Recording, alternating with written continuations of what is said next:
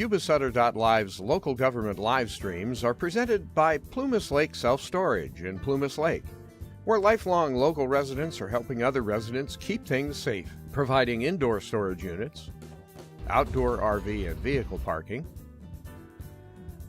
moving supplies, and Penske truck rentals. Details at plumaslakeselfstorage.com.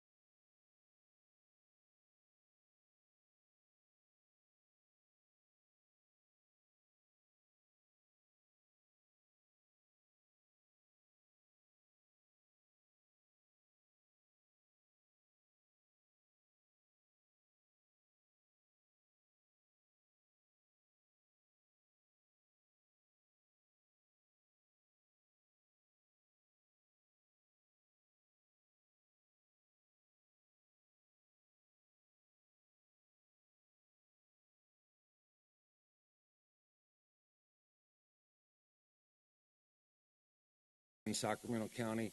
Kind of a push with the airport project years ago, but so that's took a lot of horsepower to get that one done. I work with the Bureau of Reclamations. I'm up here at Orville Dam with Kiewit. I'm working at Folsom Dam currently. I work at the state capitol. I'm just, I've earned the position to be that guy over my 30 years, and my track record is spotless. So I still put in 10-hour days, and I have a morning meeting with my team every day, and I'm very in tune with what needs to happen and how to make it happen. This is a hot topic. We appreciate you being here, sir, very much. Thank you. My website is in your information. It's worth 1,000 words. Thank you, sir. Again, nice hat. Would you like me to stick around to answer questions, or am I good? I don't think we're going to be able to get into that on this agenda, Counselor. Yeah. I'm easy to get a hold of, and this is Adam Johansson. So he's your scientist that did the test, and he's a wealth of information. Thank you, sir, very, very much. Madam Clerk. That was an excellent lead-in to our next speaker, Adam Johansson.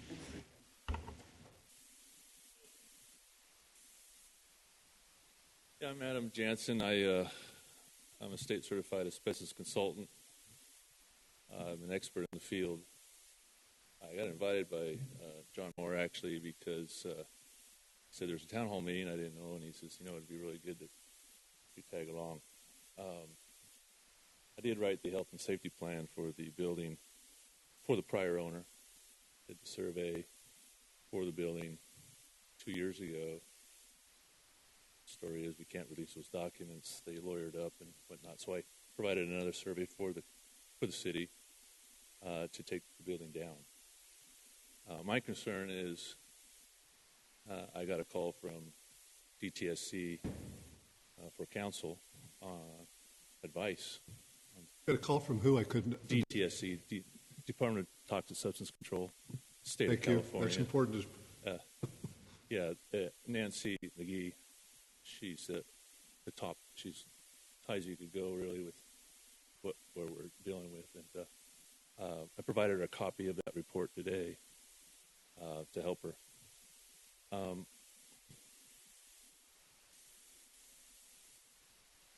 sorry? Which report did you provide, the one for us or the one for the owner? I provided a report for the city of Marysville. Okay, thank you. Yeah. It's a health and safety plan for the asbestos that's in there. But I wanted to point out my time's short, but there's 3 ways to take that building down. And it's in the report. One is you take the asbestos out of the building, then you take it down. That's actually the best way to do it. And by law, Air Quality Control District requires friable asbestos to be removed from the building prior to demolition. The second way is to leave the asbestos in the building and take it down.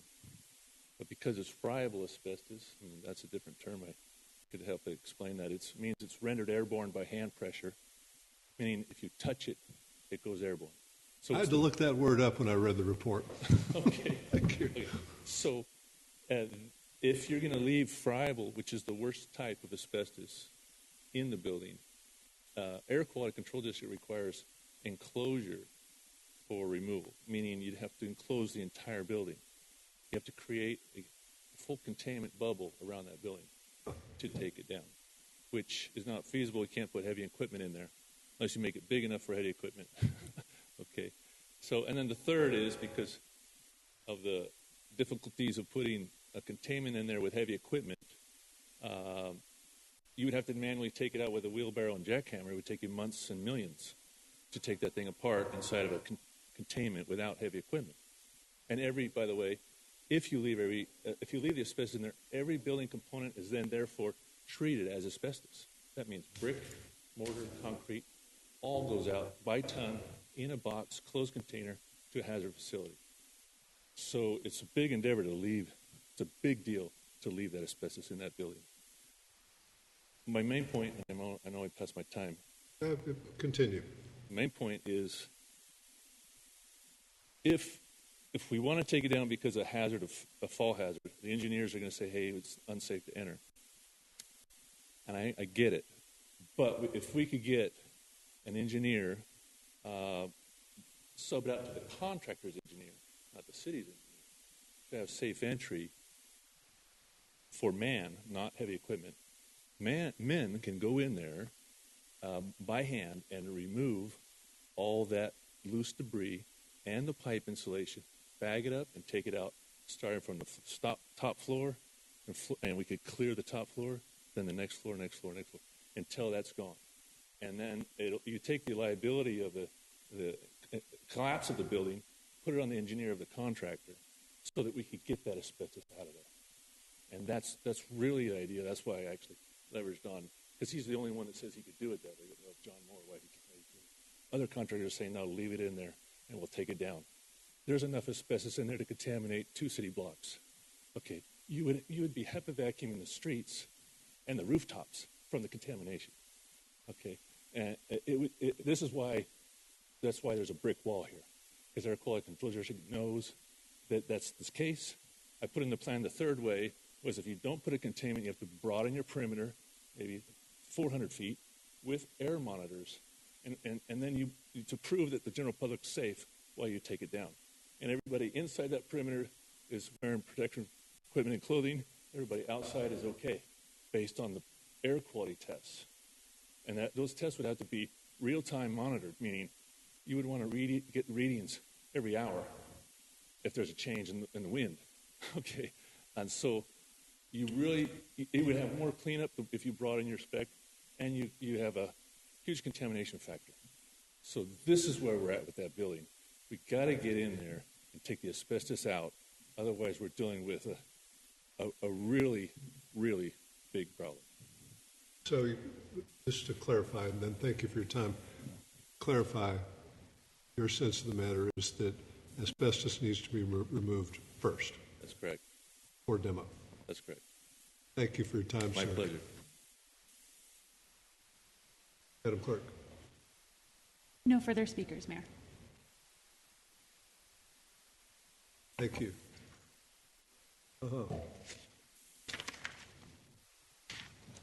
Okay.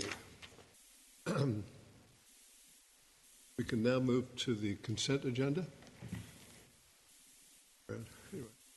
All matters on the consent agenda are considered routine and therefore approved by one motion, unless a council member or the city manager first requests that a matter be removed from the consent agenda for separate discussion and action. What's the will of the council? I'll move to approve. Motion I'll second. and second. All in favor? Aye. Madam Clerk, I abstain.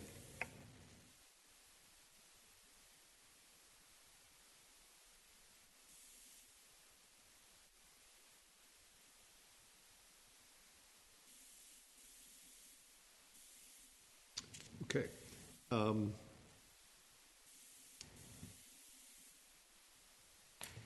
We now moved, and Madam Clerk, you got that 4-1 abstain. We now move to the discussion action calendar. All matters in this section of the agenda are discussed and will be acted on individually. Members of the public may request to speak on any of these items for up to 3 minutes when called on for public comment. And as I mentioned earlier, if you'd like to speak and you're in the gallery, speaker's card. If you're online, you can raise your hand. I'll move to the first item on the discussion action calendar. In fact, it's a single item on that portion of the calendar. That is item number 8 on the agenda. Engage, empower, and implement grant application, Historic Chinatown.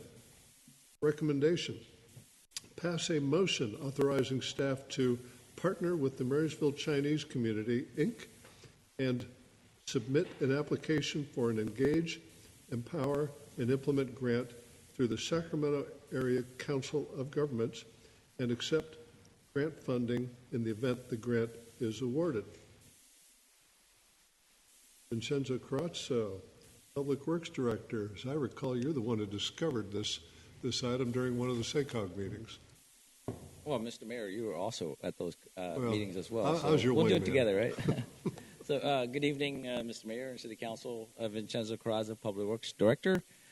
Tonight's item is to seek council approval to submit and engage, empower, and implement grant application to the Sacramento Area Council of Governments. Unlike your traditional grants where local government agencies take the lead, the SACOG is trying out something different when they're granting funding, planning funds. Through their extensive research and all of last year, they presented to the SACOG board of how to do the framework for the EEI program. But they discovered that the community business organizations or your nonprofits are a lot more efficient in outreach than local government in reaching their constituents and getting their input, particularly for disadvantaged communities. So, for example, how do we engage and empower the Chinatown stakeholders and get their thoughts and ideas of a better Chinatown? Well, let's ask the organization that's been working extensively with the Chinatown stakeholders since 1946. Allow me to introduce John Lim. He's the current president of the Marysville Chinese Community Incorporated. And he has a presentation for the council. Oh. And his team. Go ahead, John. You can go ahead and take over and introduce your team. Good afternoon. Good evening, Mr. Mayor, Council. I'd like to introduce Candace Young Fresquez and Jenna Soma. They're part of the team that we put together to help write this grant. So, I don't normally do this, but I actually even wrote a speech and wrote it out. So you have to forgive me here. Okay, so good evening. My name is John Lim. I am the president of the Marysville Chinese Community, Inc. We're a 501c3 that's been registered since 1946 to preserve, educate, promote the heritage and culture of Marysville, Chinatown. I'd like to ask the City Council to approve a partnership with the Marysville Chinese Community, Inc. and apply for a pilot grant from SACOG called Engage, Empower, Implement. And personally, as you can see, this picture was taken from SACOG's own program framework when they came to visit Marysville. They were at the temple there. I think we might have a pretty good shot of at least being heard, if we get the application filled out. Again, I'm asking for a partnership on this. It'd be the city would be the lead on submitting it, and then we would be partnering with the city.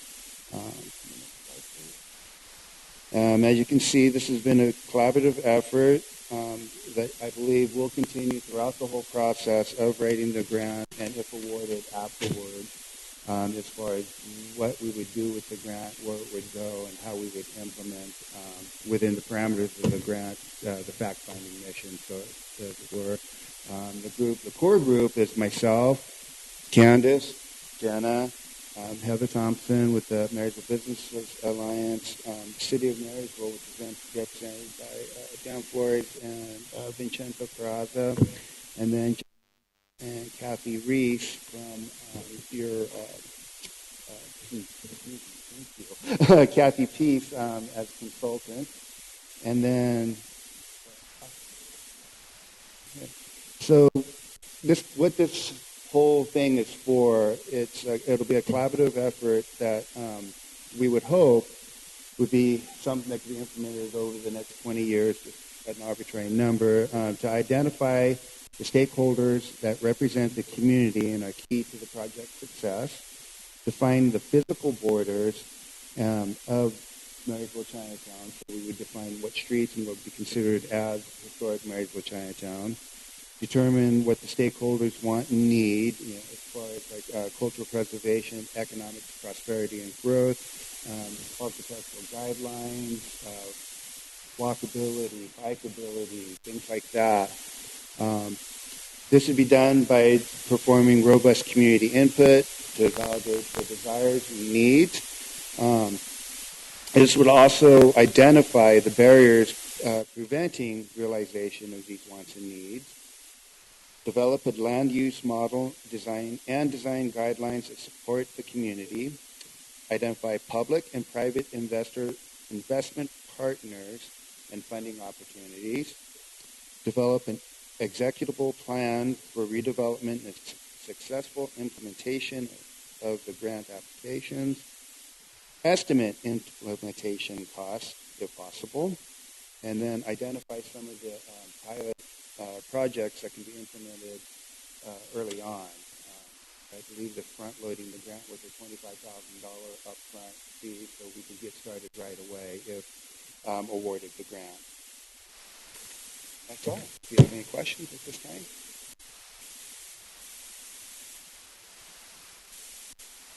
Through the chair. Sir. So as I'm looking at the staff report on it, the timeline has already said that some of this has already started, John, in May of 24? I believe that the grant needs to be submitted by July 24th, and the awards will be announced January. Okay, I see call for applications was May 24 of 2024. Yes, I'm sorry. It has already been. So you've already done those couple steps right there. We're awesome. Almost at the point of writing a grant. Perfect. I just want to see where you guys are already moving forward with this, so thank you. Yep. So I'm looking at the different classifications that have the dollars next to them, and which is the target for your project? Oh, we're going for the gusto. We're going for the full 500,000. Awesome. Because as a CBO, just on my own, I think the sky was 80,000 with no split. With this way, partnering up with the city of Marysville, it's a 70-30 split, with the 30% going to Marysville to help us with the administrative, making sure that we're on target, on task, that we don't implode.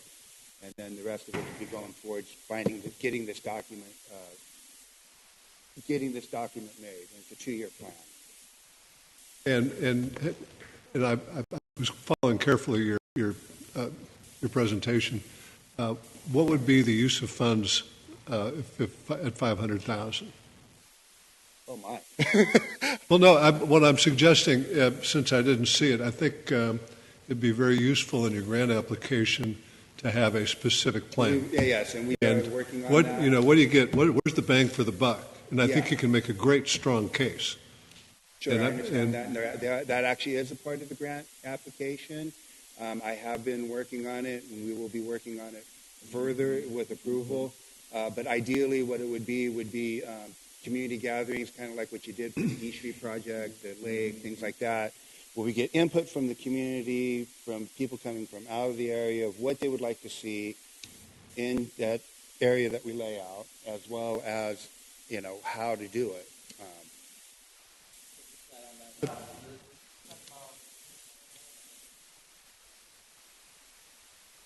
We spent significant money on our general plan, right?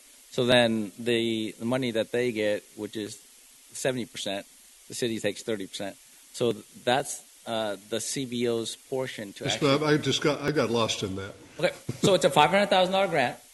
But so the target is a $500,000 grant. Yeah, John gets $350, I get $150. The split, 70-30. It's a partnership. Well, I think what the mayor was asking. What activities are going to occur for the money? I got you. Okay. Yes. So the grant is mainly to sort of similar to our general plan. Is to solicit input. It's a process the plan. But it would be $500,000, and $350 would go directly to the community, $150 to the city, further to advancing the general plan with respect to that community. Correct? I'm sorry. Their plan, the Chinatown revitalization plan, is similar to our process for the general plan, except it's on them to take the lead. How does the CBO solicit the But input? you stepped up there and said $150 and $350. Explain that. Right.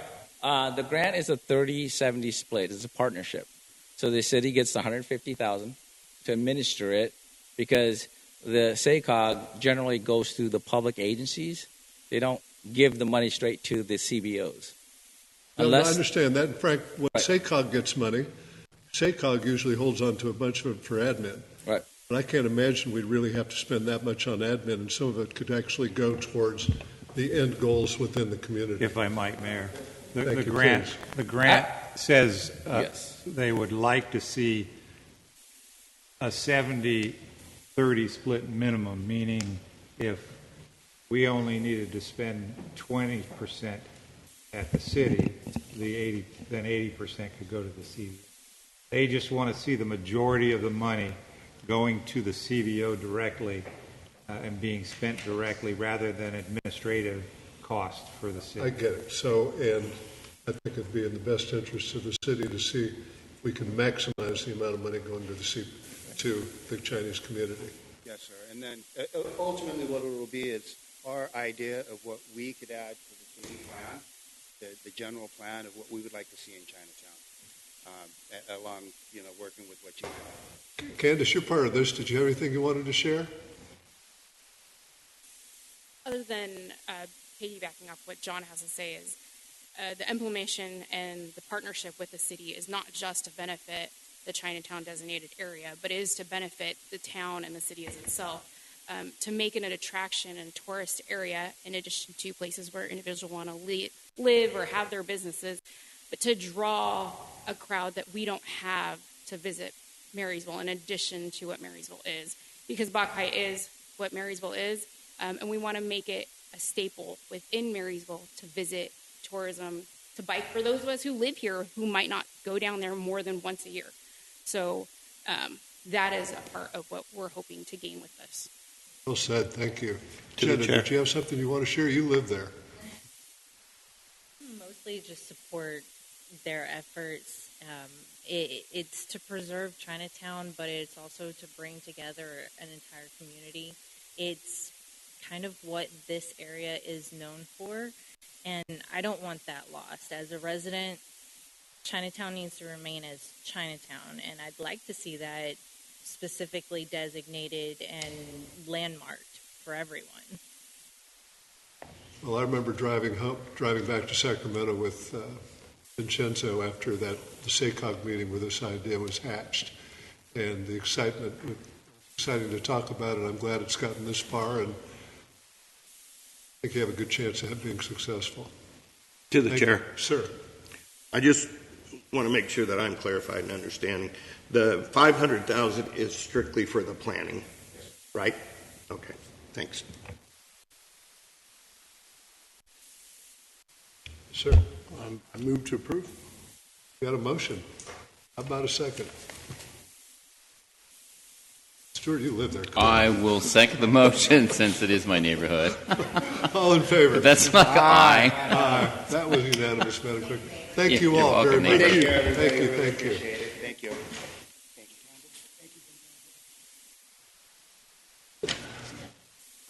Okay, that was fun. Thanks again, and now we will move to a public hearing. Arrest that guy, Chief. Yeah, I could. We will now move to a public hearing, and we have three items on the public hearing agenda. Each one will be dealt with separately.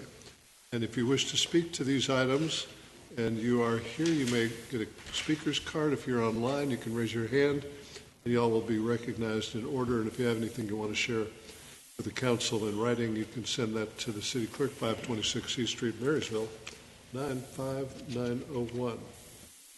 The first matter, item number 9 on the overall agenda, first public hearing matter is approve resolution to join statewide community infrastructure program. The recommendation, pass a motion to have the council conduct the notice public hearing to receive comments regarding the statewide community infrastructure program and the proposed action, and adopt an appropriately numbered resolution to join that program and become a participating member agency in this program. And Mr. Dan Flores, Community Development Director, please share with us what's going on here. Well, thank you very much, Mr. Mayor and Council. That was a mouthful, as you could tell, Mr. Mayor, as you were reading through that. So many acronyms within the report.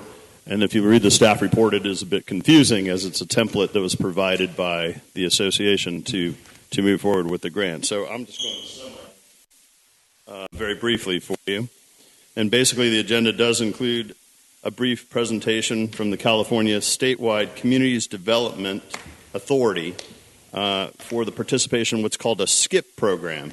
And the SCIP stands for Statewide Community Infrastructure Program.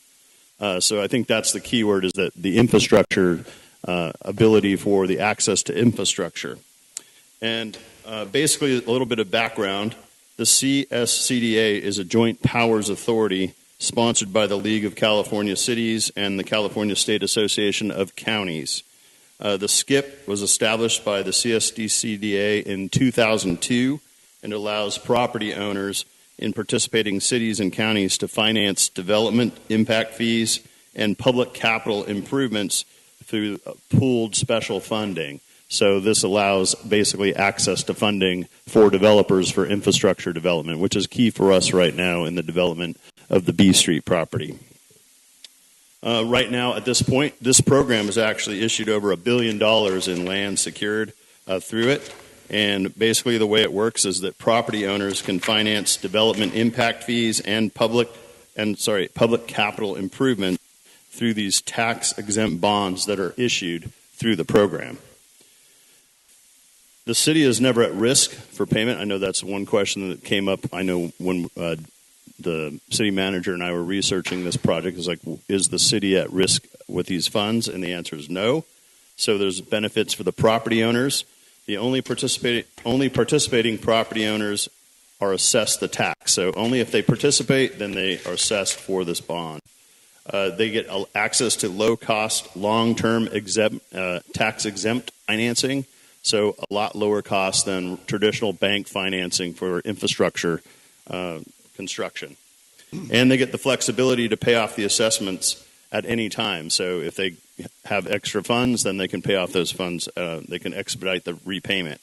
And they also make smaller mortgage payments compared, again, to the bank financing, which is currently at about 8% in that range, where their funding is more in the 2 to 3% range, which is a lot more beneficial for the property owner. And for the city, benefits are there's no liability for the bond repayment that comes to the city.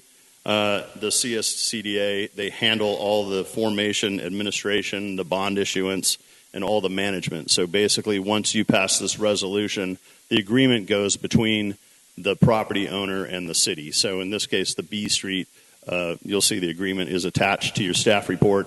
You know, when they go for infrastructure, they will be doing all the arrangements with the CSCDA. And then the other big one for them is that they'll have immediate access to revenue for public infrastructure. For me, I'm very excited because they intend to close on B Street, meaning that they will be the owners of the B Street property by September. And then they intend to begin the groundwork, which would include some infrastructure type groundwork, in September as well. The owners have informed me that they intend to go vertical with their particular project in April. So this is really good news for the city itself. And so in just summary, the resolution authorizes the CCSD to accept these applications from property owners, so not only B Street owners, but future property owners that have infrastructure issues that they need to fund with lower cost funds. So basically that's it. I mean, that's the end of it. If you have any questions, I know it gets a little complicated, but at the end of the day, it's a bond or financing mechanism for property owners that they can go directly to. All we're doing is signing on that we are participating in this program. Okay, the protocol now is to go for public comment before Yes. we go. The public hearing is now open for public comment. Madam Clerk. No speakers on this item, Mayor. Public comment period is ended. Thank you. Questions or comments from the council? Sir, Mr. Vice President. A couple, just real quick ones here. When a property owner wants to participate in this, who do they put the application through? The C through us or directly to? Directly. We're out okay. of the loop, yeah, other than monitoring that we would be doing internally, but we're out of the loop. We're not. Okay. Yeah. And then the other question I have is, I missed it somewhere, I heard you bring it up, but what's the connection between the CSCDA and the League of Cities? It's a joint powers agreement, so they're part of the State Association of Counties, and the League of Cities together have helped form this joint powers called the CSCDA. So it's just basically a partnership with them, and it allows the League of Cities, members of the League of Cities, to participate in the CSCDA program, as well as the members of the State Association of Counties. So do you have to be a member of both those, or one or the other? I believe you have to be a member of the League of Cities in order to participate in the program. Thank you. I think they include both the county organization and the city organization so that either can participate. Counties can participate as well. Correct, yes. And it opens up the doors for future construction projects. We're meeting many challenges with infrastructure when it comes to utilities, water, and even in our downtown, since a lot of the infrastructure is older, this type of financing will help them, other projects, be able to finance those projects. Otherwise, they couldn't do it. Does that includes PG&E? Yes, as well? PG&E and water. Any other questions or comments from council? So just to understand, to the chair, Councilman please, yes. Just to understand the process on this, a developer, let's say they had $100,000 in infrastructure fees, impact fees, right, to do a project. Correct. Then they would apply directly to SCIP? To the CSCDA. CSCSD. And then reading through some of this information, then the CSCDA right, would apply an assessment or correct, something on their property taxes that would allow them to pay back that $100,000 over a period of time. Yes. This would streamline the $100,000 to them, in which they pay the city those impact fees directly. Correct. Perfect. Okay. Well said. Yep. So it came up further to the B Street property and the hotel, yes, and what have you. And that accommodation opens our eyes to other potential uses of this program, correct? Absolutely, yes. To the hotel, you said I thought they were going to take, the title was going to close, the deal was going to close last month, and you just mentioned September? So the title is to close 180 days after the completion of entitlements, and that date we had set around the end of February, which puts it at the end of August, so I was estimating the last close date. I'm trying to understand. Yeah. When is the deal closed? The deal will close in September. Use September as your date. Okay, I was using June, and that's what. I was using January before, but I know. I get it. I get it now. And then you said they expect to go do some initial work in the fall, some groundwork. Yes, correct. But go vertical and start actually building structures in April.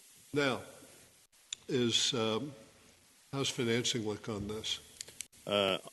Well, this is a portion of their financing. Well, I know this is a pretty small portion. Yeah, well, it's the infrastructure portion. So, there's a lot of infrastructure involved with the project. I just recall financing was a problem in the early going and caused a delay over what we'd initially hoped for.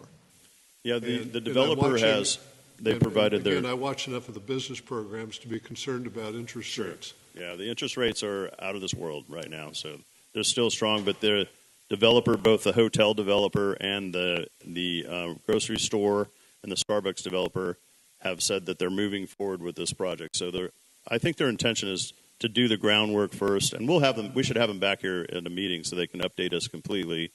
But I think the intention is get the groundwork going. We have the infrastructure development to go, and then we're going to go vertical in April when hopefully there's less cost for financing. We did an initial financials review, and they were strong and they were ready to go. We have a secondary review that the city attorney and I are supposed to do here in the next couple of weeks, and that they will find out their finances again. So we confirm financials. Yeah. No, I'm not trying to throw cold water. I'm just trying to assess the risk. Yeah, I understand. Yeah. And I'm sure they are too. They're probably balancing that against potential demand. If demand is high enough, they'll accept higher rates and what have you. I think so, yeah. Okay. Keep us posted. Sir. I got just a couple quick real ones. Sure. Is there a maximum amount of loan? And to go with that, yeah. Is there a maximum per year for the whole program? I haven't heard a maximum. No, I can't. Yeah, I can't tell you that there is a maximum. I think it's usually limited by the fact that they can only use it on infrastructure impact fees, and those are kind of self-limiting in and of themselves in a smaller portion of the project. No, I get that, but what I'm wondering is the program $5, $10, $15, $20, $50 million for a year? The total and program? When it's gone, it's gone? Yeah, I haven't heard whether they have a cap on how much they can lend out. They're doing like quarterly issuances. Yeah, quarterly, and they're doing large projects, like large infrastructure. It's a pooled issue, from my understanding. So it's not just this project that they'll bond for; it's multiple projects, and I think they do it quarterly. Okay, thank you. To the chair, sir. A little deeper question. We tote that we don't have impact fees. Correct. So on B Street, if we don't have impact fees, what would they actually be able to apply for through SKIP? Or would any project be able to apply for? This one in particular, they're able to fund the PG&E undergrounding, the Cal Water Sewer, and storm drain relocation. Probably the PG&E is the largest. Yeah, and the sewage relocation is pretty large too, because it runs through the center of the property. To fund the cost of it or the fees related to it? The cost. The whole cost thing? of the infrastructure, yes. This is for the whole cost, not just the fees. So, that being said, I'll reread the item. Approve resolution to join statewide community infrastructure program. Recommendation. Pass a motion to have council conduct the notice public hearing to receive comments regarding the statewide community infrastructure program and the proposed action, and adopt an appropriately numbered resolution to join the program and become a participating member agency in this program. What is the will of the council? To the chair. Sir. Before you call for a motion, I'd like to ask that maybe we table this item to the next meeting. I'd like to verify that this program actually does pay for the entire cost of those relocations and not just the fees. In my reading through it, all I'm reading is that it's strictly about impact fees, assessments to the property. So I'd like another 2 weeks to dig into this a little bit deeper before voting on it. I've been advised by council quietly here from a moment ago that this is a significant item with the developer, and proceeding immediately would be in the best interest. Am I wrong, council? To the chair. Sir. We've been in this process with the developer for 2 years, and then this is presented to us in a matter of 3 days.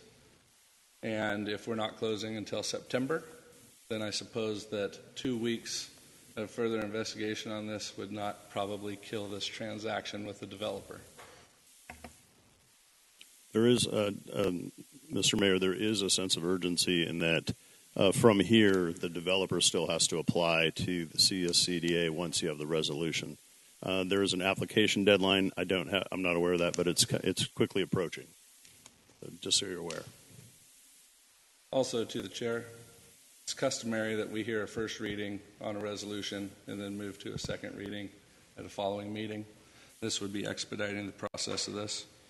Where do we stand on that, council? Correct. One and done. It's a resolution. This is only a resolution. Not only, but it is a resolution. Yeah. Okay, respecting the suggestion it be tabled, is there a motion to pass? Before you move on to that,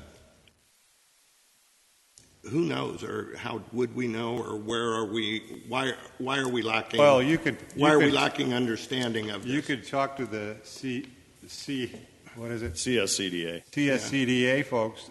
More than welcome to do that. Sure. But the real reason our developer wants to use this funding is to finance that infrastructure. Correct. The fees on the infrastructure are minimal in comparison to the actual infrastructure installment, particularly the PG&E. Mm-hmm. And they would not be bringing or asking us for the skip funding, and CSA would not be offering this funding if it was just for the fees. It is for the infrastructure. If I can just add one bit too, the developer has experience with SCIP and with CSCDAs through other cities that they've developed in, and they have quite a bit of experience. We've spoken to those cities as well, and they highly recommended the program as there's non-risk to the city itself.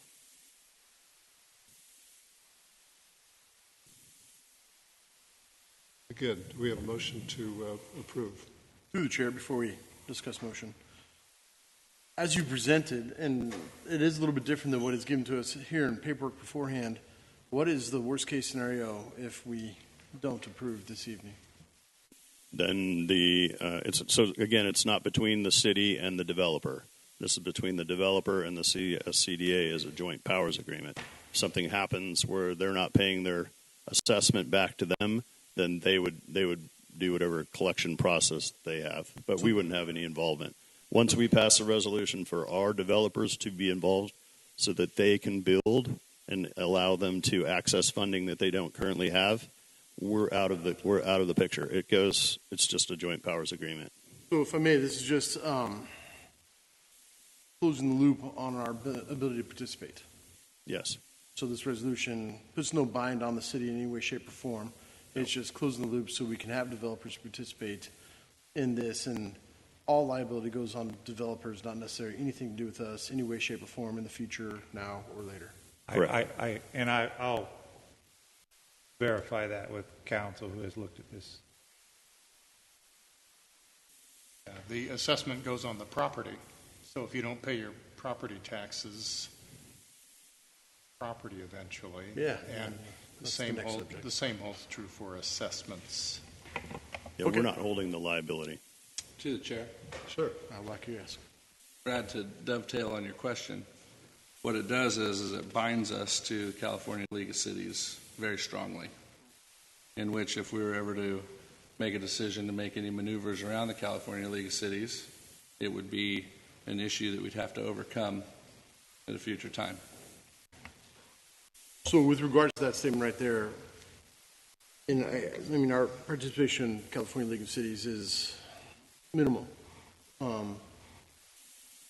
You say this binds us to them because of our agreement in this resolution arbitrarily. Can you explain a little bit on that, Dan? I believe what Councilman Bells is referring to is the required membership into the California League of Cities, and there is a requirement to be a member of the California League of Cities to pass a resolution to be involved in the Joint Powers Agreement. I'm not sure, and I can't answer the question, is if you pass this and decide to remove yourselves from the California League of Cities at a future date.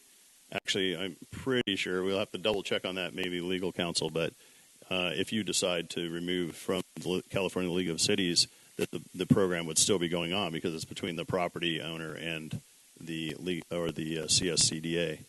So trying to figure out, your phrase, Councilman Belza, is that binds us to them. With what Mr. Flores just says, it doesn't necessarily bind us to them. It's just us closing the loop for them to be able to work within a resolution that Right, just for us to participate, we need to be members of the League of Cities. If I might, likely what would happen is if we chose not to be members of the league, we would no longer have this for future opportunities to Correct. use. But since we currently are members, it is beneficial to this project to move forward. Is that what I'm understanding, Dan? Yeah, I think it's even more than beneficial. I think it's essential at this point with the cost of funding for infrastructure for this B Street project with a Hyatt hotel, a grocery outlet, and a Starbucks to move forward. There's a chance that if there is no skip available to them, as there is in other communities where these developers build, that they won't build in the city of Marysville. So if you were to vote it down, for instance. Okay, so I mean, with that information that I have right there, because we currently are members of the League of Cities, this currently is a program that is put forth and is potentially available to help this particular project and potentially any other project until we may or may not decide to be part of California League of Cities. I would put a motion to go forward as presented. We have a motion, and you wanted to comment, Mr. Weissman? Hey, I just wanted to bring up a point that other than just the B Street project, anybody that does this, the improvements are going to be a benefit to the city no matter what. And even if their project was to, at some point, not B Street, but any project was to fail for any reason, we still would have benefited from the infrastructure. Is that correct? So we would benefit from the infrastructure. Either the tax would be paid by whomever took over the property, or it would be liened and the property sold, but the infrastructure would remain. In fact, I think our obligation in this whole deal is if it's our infrastructure related to sewer or storm drain, we have to inspect it and make sure it's done correctly. Right. But that's right. our But only I'm just saying it's somewhat of a win-win. Win for them, and if there was any failure on their part, we have still benefited from the improvement. Yes, we have the improved infrastructure. In this case, we would have new sewer and storm lines through that property. Okay. The owner asked for this. Mm-hmm. They are the ones that, particularly Presidio, the hotel developer, asked for this. Okay, I'll second the motion. Okay, we have a motion and a second. Further comment? All in favor? Roll call vote, Madam Clerk. No need. Oh, okay. You're a better salesman than you give yourself credit. Okay, all in favor? Aye. Aye. That would be unanimous, Madam Clerk. Happy endings are wonderful. Okay, we now move to item number 10, which is on the public hearing agenda. Assess. Here you go. Now I know why you're here. Assessing the cost of delinquent refuse disposal charges against certain properties. The recommendation, pass a motion to have the council conduct the notice public hearing to receive comments on the proposed tax lien assessment, and 2, adopt an appropriately numbered resolution to assess liens of delinquent refuse disposal charges against certain parcels to be placed on the Yuba County Secures Assessment Roll for fiscal year 2024-2025. And Ms. Jennifer Stachinsky, our esteemed finance director, is here to share what's going on here. Please. So good evening, Mayor and Council. So tonight, again, we are holding a public hearing to talk about the proposed tax liens assessments. The first one we're doing is for the disposal charges. So just to let everybody know, remind everybody, this is held on an annual basis, that we do this every July. So each year the city assists Recology Yuba-Sutter with the collection of the delinquent charges. So per sections 5470 and 5473 of the California Health and Safety Code and section 6.08.095 of the Marysville Municipal Code, the city is authorized to place liens on private properties for not paying their assessment charges. So notices have been sent out to everybody on the list that you have seen forth. And so since this is a proposed list, if somebody pays Recology directly before we send the final list to the county, which that date will be somewhere around August 12th when it's due, they'll be taken off the list and they would not be assessed at that time. So this is just proposed. It's very, it will change constantly. Up to the last day, we'll be removing names off if they're paid. So this action is allowing us to submit that final list, again, for the 24-25 tax roll. So it's a pretty basic presentation that we do every year. We do have a few representatives from Recology here, if you guys do have any questions or follow-up, but that is the conclusion of what I have for my presentation. To the chair. I have just one question. Let's see if we can get public comment first. Oh, I'm sorry. That's okay. Any public comment on this? Madam Clerk? We have no speakers on this item. Thank you. Sir? I thought we already approved this. Is this something we have to do every year? Correct, because the items, the people that go on here change from year to year. So what we're doing is we've already got the process in place. We're just approving this list. Correct. That can go. The Is that county, correct? yes, the county does require that every year we come to get permission to actually place it annually on the Okay, list. that's fine. Thanks. It's clerical. Chair. Sir. I move to approve. We have a motion to approve. Second. And seconded. All in favor? Aye. Aye. Unanimous, Madam Clerk. Do we need to do this again for the next one? Yes, we do. One more. Here we go. Item number 11 on the agenda, again, a public hearing matter. Assessing the cost of delinquent sewer disposal charges against certain properties.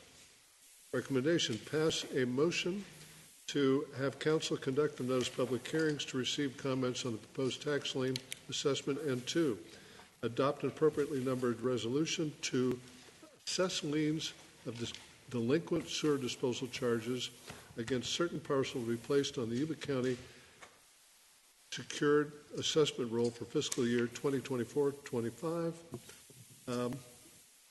Ms. Jennifer Stachinski, Finance Director, please. So good evening again, Mayor and Council. So this is the same information that I presented before, but this one is for the sewer liens instead of the refuse. So again, I'm not going to go through the health and safety codes that authorizes us, but we do have this authority. We do work with a company called Utility Management Service, or UMS, who does the billing for the city. They have sent out all the appropriate notices to everybody who's on the list for the same concept, that they need to have, if they pay it directly with UMS, their delinquent bills, or come into City Hall and pay it, then they'll be removed from the list. So again, this is just to be able to submit the final list that we have. I do want to tell you, since this is our own list from our enterprise fund, that there's currently 485 customers on the list that total about $197,000. I just want to let you know that by the time we actually present the list to the county, we normally have between 250 and 300 liens that we put on. That equals to about 125 to 150,000 per year. So we probably will have 100, 200 of these that will be paid between now and the time that we go to the county. So this is just the proposed list. But just so you know that it's not, it actually gets narrowed down quite a bit because people will pay because they don't want the assessment. So. Thank you, ma'am. Any public comment, Madam Clerk? Not on this item, Mayor. Thank you. Any questions or comments from the council? No. Nope. Gotcha. And we have a motion to approve. I'd make a motion. I'll second. Moved and second. All in favor? Aye. Madam Clerk, that was unanimous again. We now move. Committee reports and comments. Councilman Belza, please. No committee reports. 3 things on council comments. I wish the city of Oroville the absolute best right now. I think we've all seen very recently notifications of the situation they're facing. So hopefully those flames stay on the perimeter. Is it a wildfire? Yeah, it's wildfire. So, but it's really close to the city. So I just want to try to reassure and just try to help build some confidence in the general community of Marysville right now that we're absolutely doing our very best and working diligently to try to mitigate our own emergency situation with this hotel. There's lots and lots and lots of moving parts in it, having to navigate through all of it, and just want to publicly reassure everybody that we are doing our absolute best through this process. So that, and then would like to wish everybody, staff, everybody, enjoy a very, hopefully, lively 4th of July celebration down in the river bottoms. And it's one of my favorite holidays out of the whole year because it's one of the best. So anyways, that's all I have. Thank you, Mr. Mayor. Thank you, sir. Councilman Gilchrist. I have no comments this evening. Councilman Hudson. So yeah, I'd like to also, on the heels of Councilman Belza, the fire in Orville is large, immediate need. Strike teams have been sent. It's going to be a long road for them. I wish the best. The fire last I heard was quite large. It's becoming a type 1 incident. They're all calling all closest resources, and as I just recently found out, one of our engines from Marysville Fire Department has just been dispatched on immediate need to that fire. So they're going to be there for a bit, and wish the best for them, especially as we go forward into the 4th of July, which I agree, the reason for 4th of July is a phenomenal event, and I am very thankful that we do have the fireworks show going down at the Riverfront Park in conjunction with Yuba County, Yuba City, Sutter County, City of Marysville, and the other donors for such a said show. We now have a new contractor doing the fireworks show. I do have concern, again, as usual, of it just being a super busy night in general for our public safety, and I,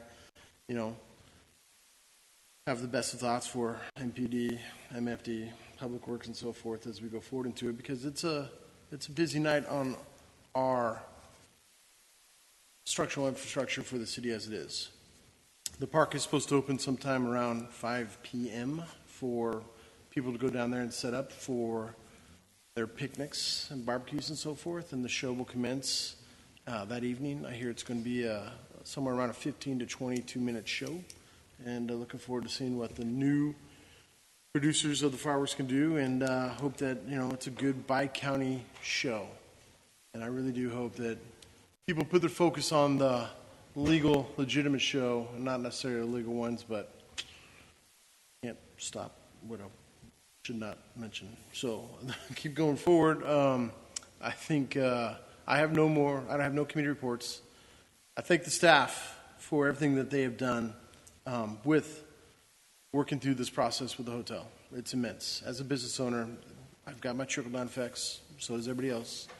And there's a lot of work that goes into it. Public Works and the street realignment, MPD, and traffic enforcement, and so forth. It's been quite the ramp up. Thank you for everything you guys done, staff and departments. That's all I have. Thank you. Thank you, sir. Mr. Vice Mayor. I have no real committee reports. I do want to bring up a couple of years back when I wanted to start this rec development committee and get some of our recreation areas up and running. And I just want to give a little update on the baseball field. I have been approached by the high schools. They want to put together a tournament. They've already looked into everything they can. They've got 30 teams that are looking to come here from all over. A few of our local ones, I believe Wheatland, Marysville, Yuba City. Well, Yuba City would be putting it on, but another 30 teams, which would also bring just people to the community to stay overnight. And that one's a 3-day tournament.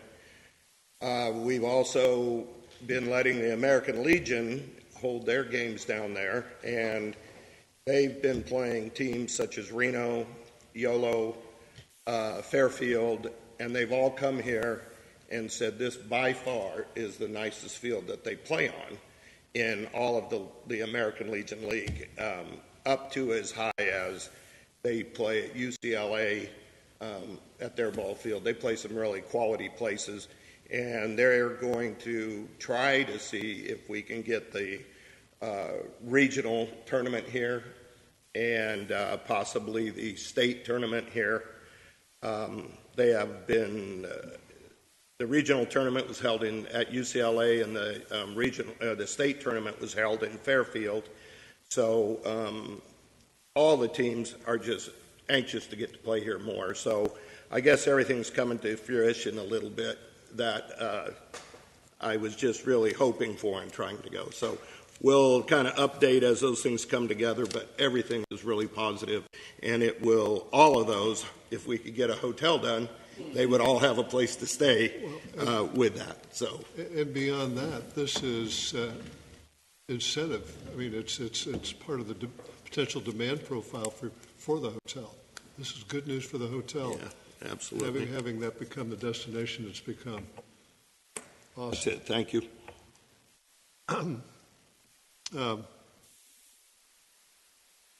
I think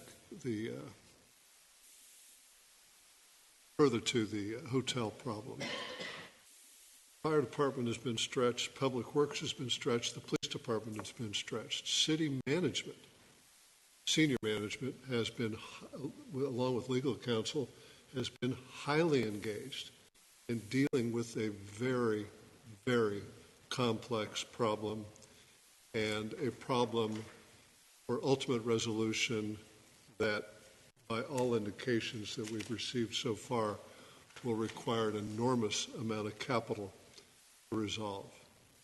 I am so pleased with everything I see being done at all levels of city government.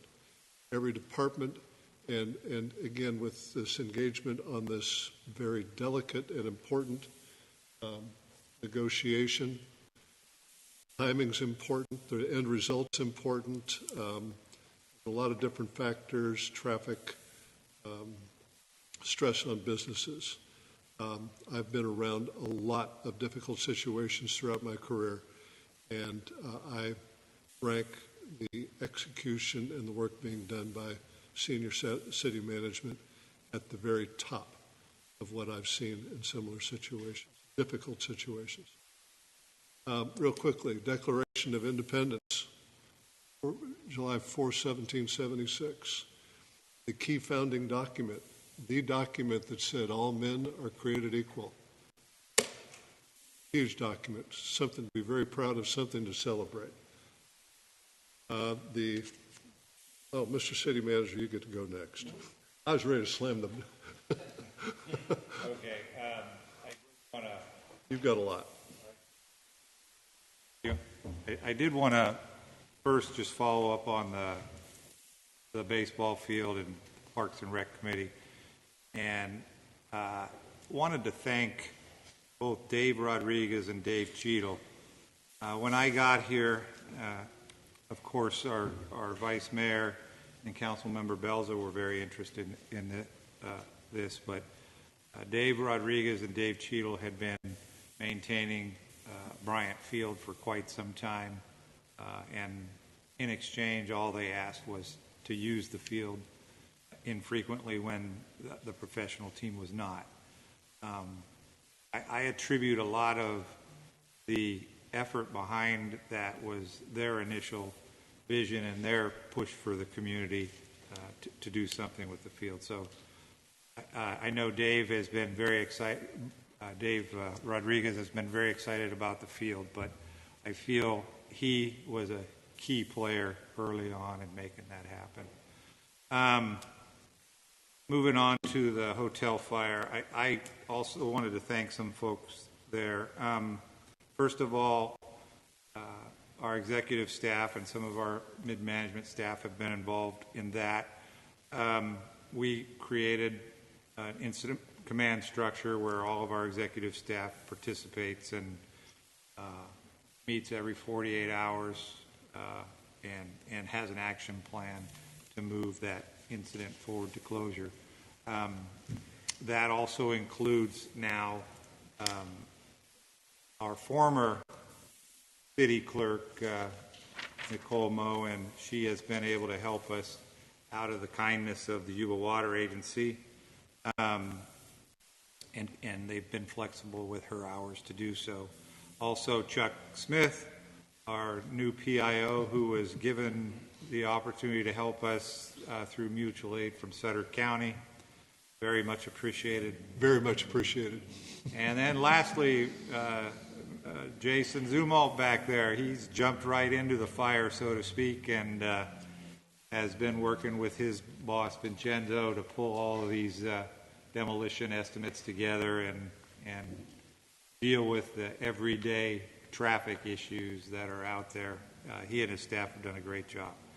So I'd like to talk a little bit about what our continued efforts are coming up. First of all, we are continuing the ownership to pursue a solution for this, to remove the risk of the hotel. While that has been going on, we have gotten 6 demolition contractors to provide proposals. One was in tonight presenting his proposal somewhat. We also have commissioned a structural engineering firm to determine if there are any methods for remediating the risk quickly in order to open up the highway primarily, but just to also to mitigate any risk to general public safety. We've met with Cal OES and Cal EPA. Cal EPA was on site, and the Air District is also involved. We've now been referred to the U.S. EPA for hazardous waste mitigation, and Vincenzo has been working with them, and I believe we have a meeting tomorrow. We also engaged the consultant that was here earlier, and just talking about community, this gentleman did the report for the owners. We were unable to get that report from the owners, and he offered to develop a report and work with Jason, and he only charged us how much? $600?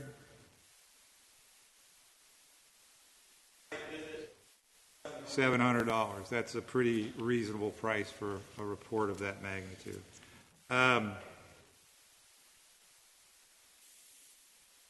We also are trying to engage with the state historic preservation folks. The building is on the historic register, and we need to make sure before we take any action with the building that we're doing that within their regulatory requirements. And then last of all, we continue to work with Cal OES, our local air district, Cal EPA, and now US EPA in order to get guidance from them on how to do this correctly. We are hoping that also that they'll be able to provide some financial assistance to the city as well as our businesses.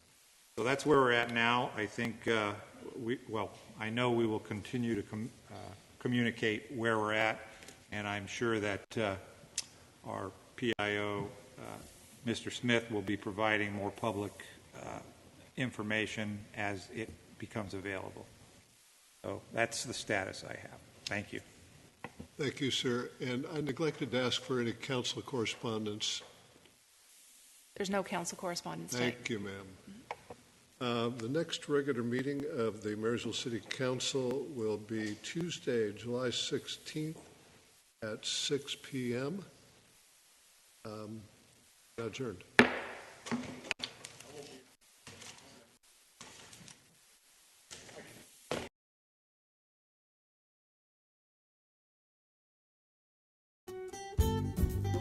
Yuba-Sutter.live's local government live streams are presented by Plumas Lake Self-Storage in Plumas Lake, where lifelong local residents are helping other residents keep things safe, providing indoor storage units, outdoor RV and vehicle parking,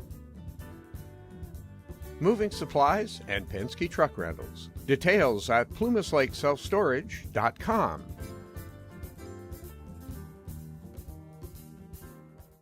Hi, I'm Neil Goforth of Comfort Keepers of Yuba, Sutter, and Nevada counties.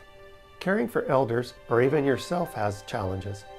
Comfort Keepers of Yuba, Sutter, and Nevada counties can help you address today's issues and plan for tomorrow with in-home and specialized care for you or your family members. Call us at 530-749-8800. Comfort Keepers of Yuba, Sutter, and Nevada counties.